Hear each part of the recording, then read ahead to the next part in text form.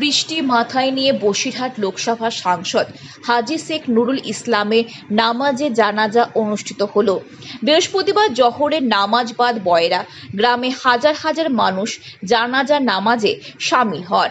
মরহুমে জানাজার নামাজ পড়ান মুফতি আব্বুকার সাহেব। জানাজার নামাজ শেষে হাজার হাজার মুসল্লিদের নিয়ে হাজী সাহেবের রুহের মাগফিরাত কামনা করে দোয়া চান ফুরফুরা শরীফের পীরজাদা তোহা সিদ্দিকী সাহেব। বয়রা গ্রামের মসজিদ সংলগ্ন কবরস্থানে দাফন করা হয় তাকে। দাফন শেষে দোয়া করেন বসিরহাট দরবার শরীফের পীরজাদা শরফুল আমিন সাহেব।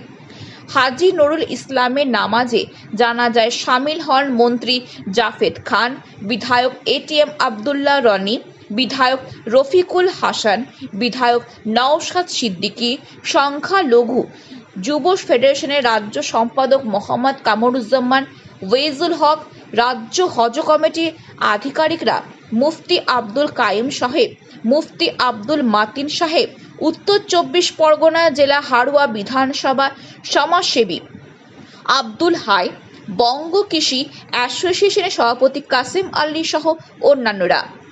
এদিন উত্তর 24 পরগনা জেলার বিশিষ্ট সমাজসেবী আব্দুল হাই বলেন, হাজী নুরুল ইসলাম খুব ভালো মানুষ, দক্ষ সংগঠক ছিলেন। আমরা একজন অভিভাবককে হারালাম।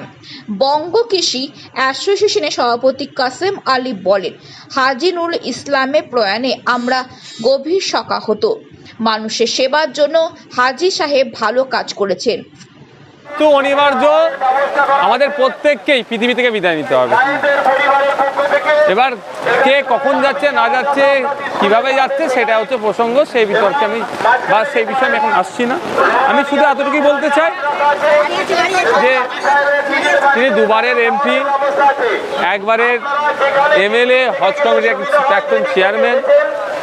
তার আত্মার শান্তি কামনা করি। তার পরিবারকে আমি সমবেদনা জানাতে আজকে এখানে উপস্থিত হয়েছে। তার সাথে আমার রাজনৈতিক ঘোর মতবিরোধ ছিল, কারণ তার রাজনৈতিক আইডিওলজি আর আইএসএফের রাজনৈতিক আইডিওলজি এক নয়। তারপরেও একজন মানুষ যখন মারা যায় তার পরিবারের প্রতি সমবেদনা জানানো আমরা কর্তব্য বলে মনে করি। এবং সাথে সাথে আমাদের একটা ধর্মীয় পরিচয় আছে। ফুরফুরা শরীফের সাথে আমাদের পরিবারের সাথে দীর্ঘদিনের সম্পর্ক। আমার চাচাজানের সাথে এনে একসাথে পড়াশোনা করেছেন, সেই সূত্রে আমাদের সাথে একটা সম্পর্ক এনাদের ছিল।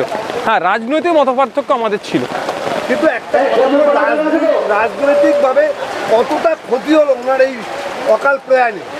দেখুন, ব্যাপারটা হচ্ছে এই গ্রামের মানুষের কথা যদি আমি বলি, আপনি গ্রামের মানুষের খোঁজ নিয়ে দেখবেন, শুধু উনি যেখানে থাকেন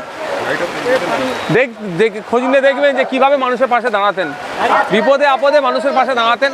দেখুন, এই ধরনের শুধু না, যারা রাজনীতিতে দীর্ঘদিন ধরে সিনিয়র মোস্ট যারা আছেন, একে একে যেভাবে তারা বিদায় নিচ্ছেন, রাজনীতিতে ক্ষতি হচ্ছে। দীর্ঘদিন ধরে অনেকে যন্ত্রণায় ভুগলেন, তারপরে প্রচুর মানুষ আজকে এসছে তার এই সমবেদনা, তার পরিবারের তার শেষ কৃত্যে প্রচুর মানুষ এসেছেন। এই প্রাকৃতিক দুর্যোগ না থাকলে আরও মানুষ আসতেন, মানুষ তাকে ভালোবাসেন এবং তিনি মানুষের সাথে ভালো আচরণও করতেন।